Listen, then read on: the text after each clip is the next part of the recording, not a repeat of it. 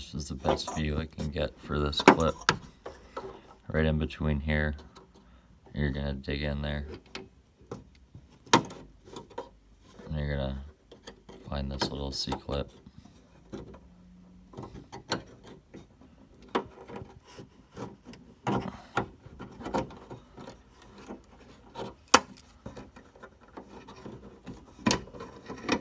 And that's it.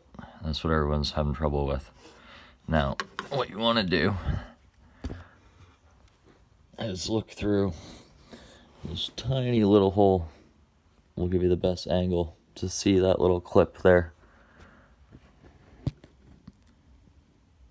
Right over there. And then you can go ahead and remove your other 10mm bolts and pull the door handle right out.